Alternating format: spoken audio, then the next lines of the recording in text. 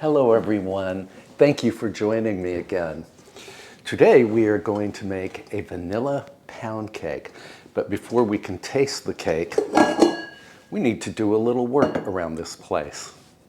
So please hang out with me and we will see what the day brings us.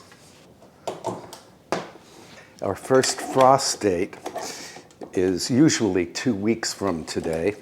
So we need to harvest whatever needs to be harvested from the garden. Also, I want to take cuttings from some of my pelargoniums or geraniums so that I can enjoy those plants in winter.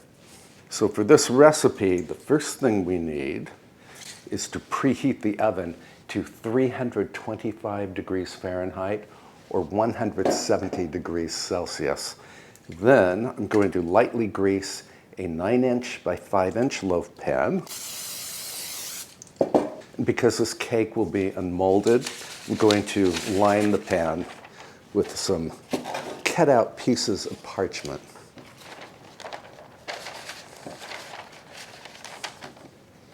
There we are. And I have some overhang, so this cake will be very easy to unmold, we hope. Now we need to weigh out both all-purpose and cake flour. Zero out my scale.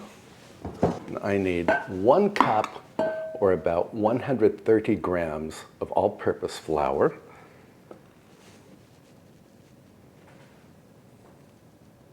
And 1 cup or 135 grams of cake flour.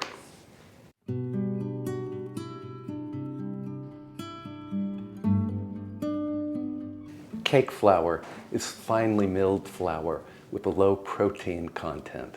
And to the flours, I'm adding 1 teaspoon of baking powder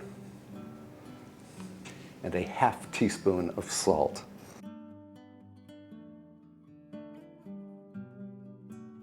And then we simply whisk these dry ingredients together.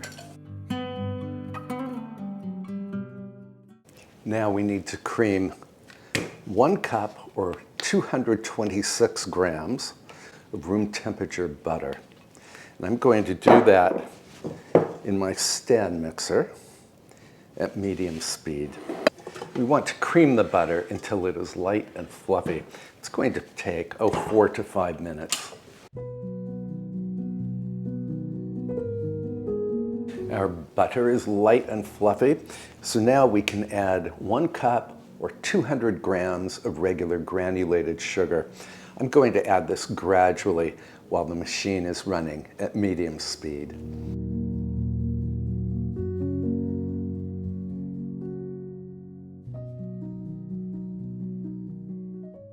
Although we added a tiny amount of baking powder, pound cakes really get most of their rise from eggs. And for this cake, we need 2 large eggs plus 4 egg yolks. I always freeze the whites and then I use them for soufflés.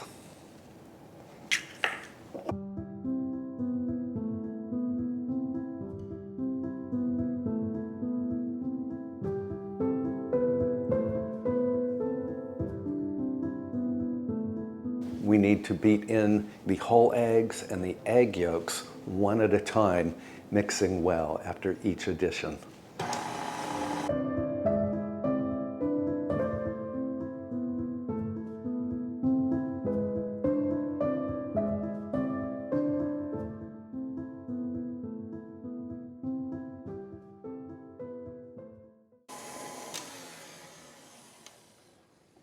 Scrape down the bowl.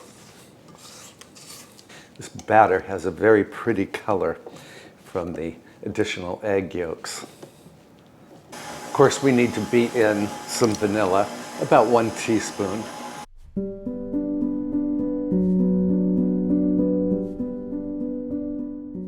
I'm going to beat this really well just to incorporate air into the batter. In alternating additions, I'm going to beat in the flour mixture and a ½ cup of whole milk.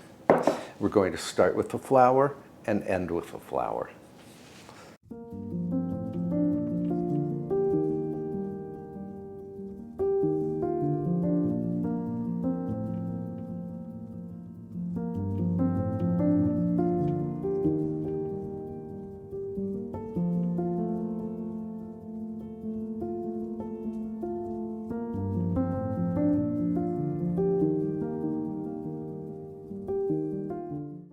It's time to scrape down the bowl once again. And then we give one last final mix. I'm always tempted to lick this paddle attachment, just as I routinely did when I was a child. Now we can pour this beautiful batter into our prepared loaf pan.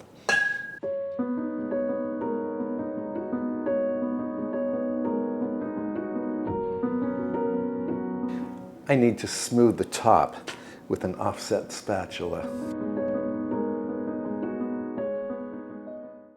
And I can give the pan a few good raps to remove air bubbles.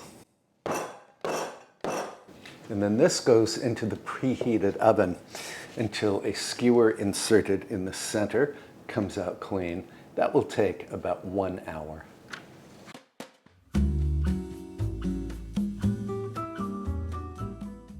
Going to clean up my workstation, and then we can head out to the garden.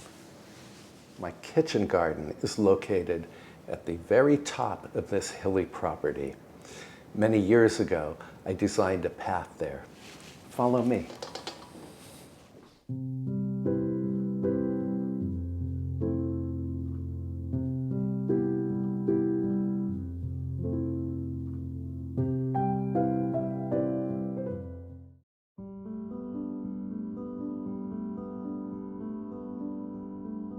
These tomatoes have really flourished on this cattle panel trellis.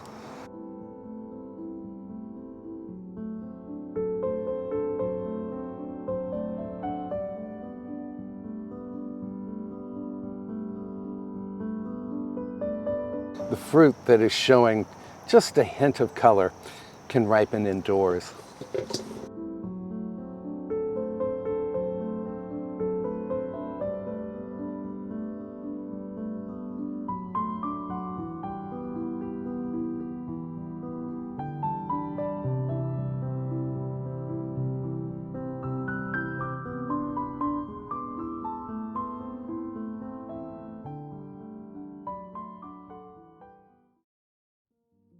Now we can harvest the leeks that we planted last spring.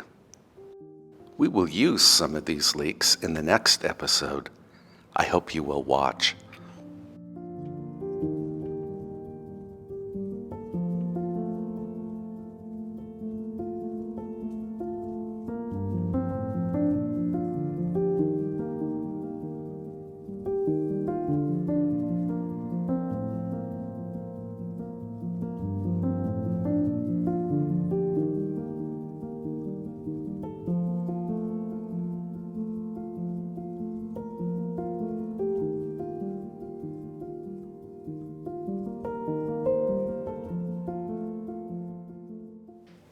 We can arrange these zinnias a little later. I just want to pop them into water for now. And we still need to harvest the bell peppers from the herb garden. And I need to gather some greens for a very simple zinnia flower arrangement. I think it will be the 8th time during this growing season that I've made a purple zinnia flower arrangement. But I love purple, I love zinnias, and I love having flowers in the house. And free flowers and greens, well, who can complain about that?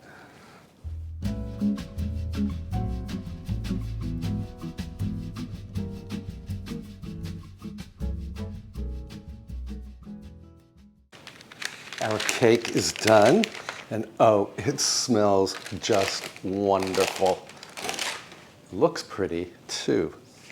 I'm going to let this cool in the pan for about 10 minutes, then we can unmold it. In the meantime, I want to clean up my leeks and process them for freezing.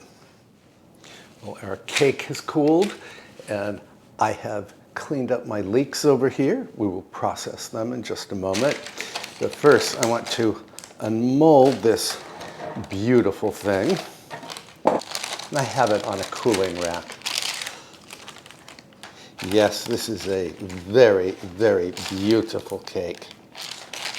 I'm going to let this cool completely, and then we can either frost it or glaze it. One of the nice things about leeks is that you do not have to blanch them before you freeze them. All I have to do now is remove the roots. And then I want to use only the white part and the tender green.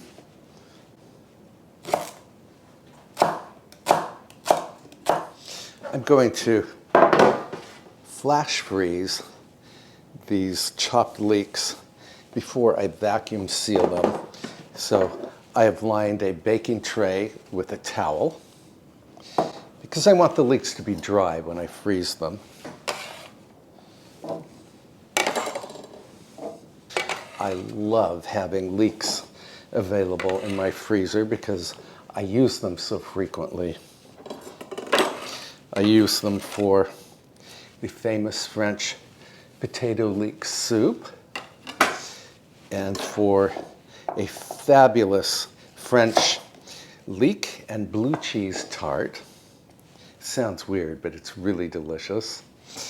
And every year around Thanksgiving time, I make a gratin of leeks, which is also super delicious. And of course, we will make all of these leek recipes right here on this channel. So be sure to subscribe so you don't miss any of the fun.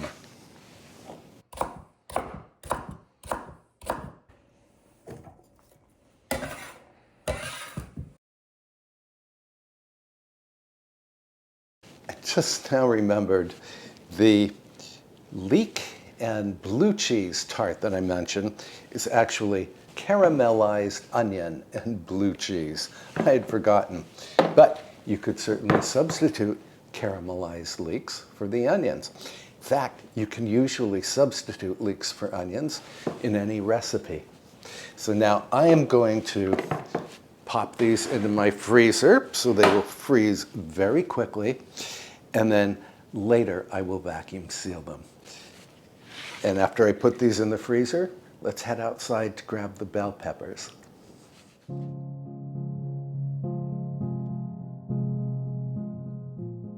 These are the bell peppers that you and I grew together from seed. The plants have flourished in the herb garden despite less than ideal weather conditions.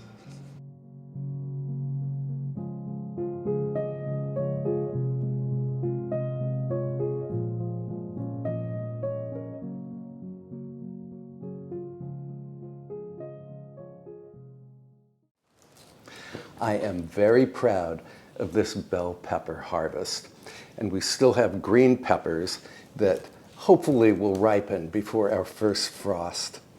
And again, these are the peppers that you and I planted together from seed. I'm going to process these later. Meantime, let's get cracking on those zinnias. We need some greens to mix with the clippers. Let's head outside. This is the upright yew that surrounds my boxwood garden. These evergreen branches always look great in flower arrangements.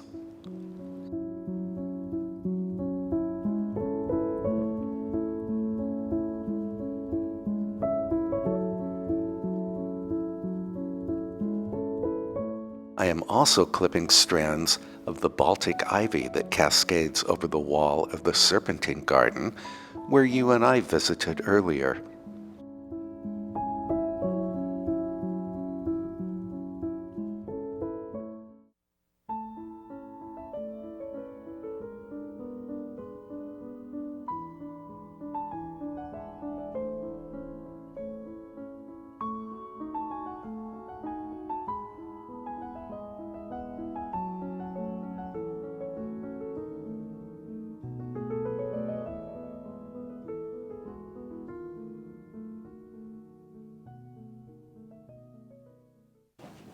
And this is what we have. A picture of purple and 2 shades of green, all from the garden. And I'm going to put these right over here for now, so that we can look at them while we decorate the cake. I just checked the cake, and it's still a little too warm to put any icing on.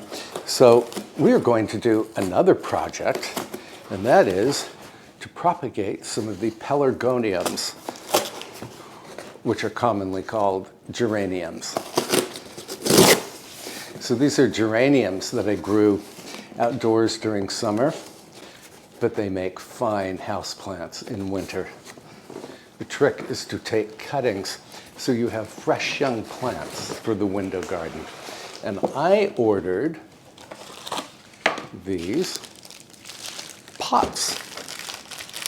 So these are some heavy plastic pots, which I think will be just perfect for propagating pelargoniums and African violets and other things.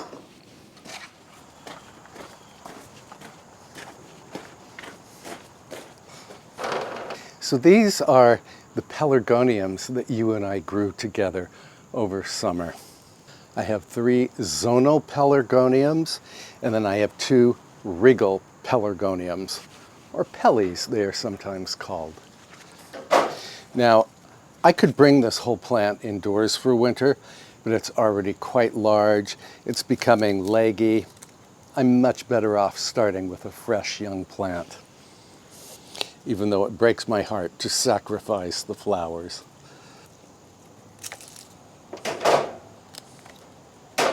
So this flower could go in a vase.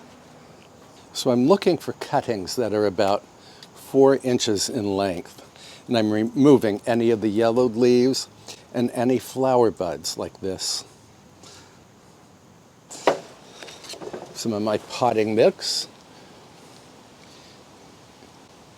You do not need any special potting mix, in my experience, nor do you ever need rooting hormone or rooting powder.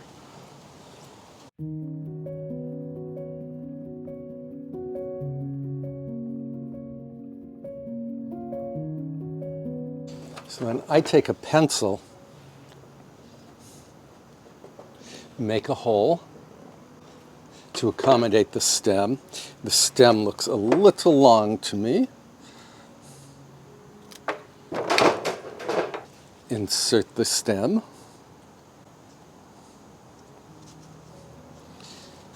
And firm the soil around the stem. Now these will turn into brand new plants.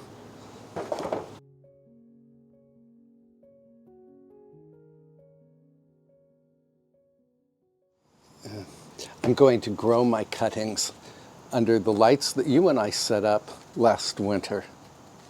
I think they will be very happy there. And once they begin to bloom, I will move them to the window garden. And usually, plants propagated in autumn and grown under lights or in a sunny south-facing window will start blooming as early as February. And how nice to have blooming pelargoniums when there is snow outside.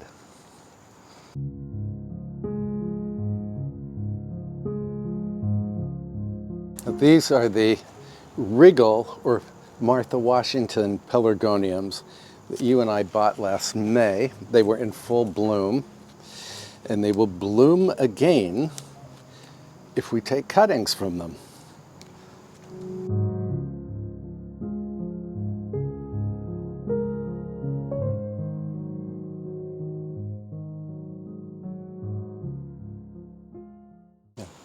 Roots will emerge from the wounded areas of the stem where we remove the leaves. Propagating plants is something I have done probably from the age of 8. I do not have a green thumb. I just have a sense of curiosity. I'm going to clean up my mess here, and then we can bring these cuttings to the light garden.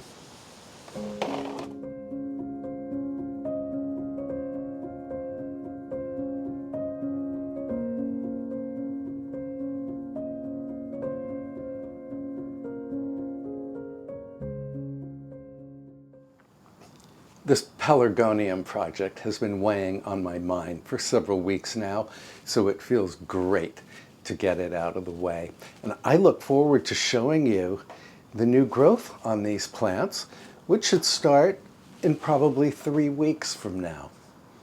And I'm pretty sure that our cake has finished cooling, so let's head back into the kitchen and start decorating that cake. Our cake has definitely cooled to room temperature, so now we can get on to the fun part, decorating it. So I have 2 cups or thereabouts of confectioner's sugar, which I'm going to sift.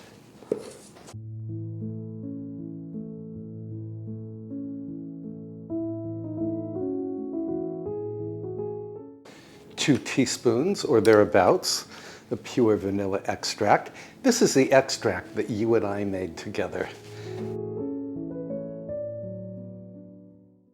We are going to make more extract, probably next week, because I like to give this away as Christmas gifts. And then I need just enough milk or heavy cream, in my case, to create a thick but pourable glaze.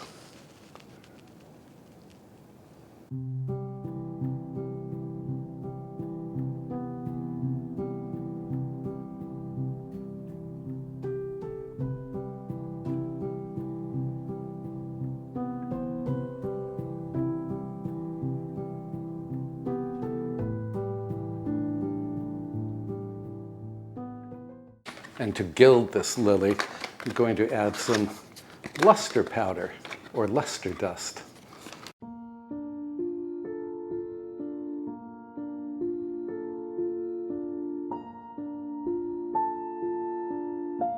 Lizette has informed me that this looks gorgeous, and I agree. Let me brew some tea, and then we can enjoy tea and cake out in the herb garden. I'm having so much fun with this luster dust. I'm going to add a second color. This is a metallic blue.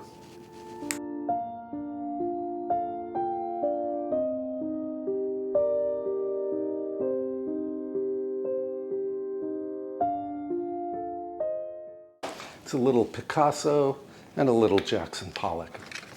I think Tierra Farm Irish breakfast tea will go very well with this cake.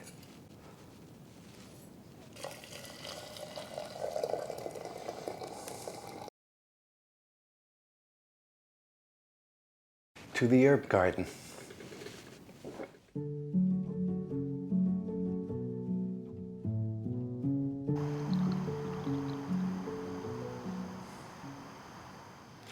It feels like this day went by very quickly, but in fact, we accomplished a lot.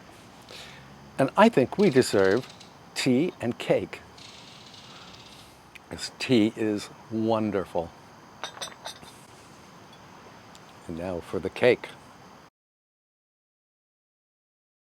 Or vanilla luster dust pound cake.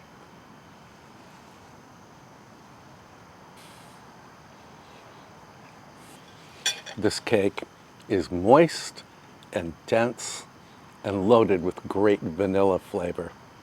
And of course, the glaze is just as wonderful as the cake itself.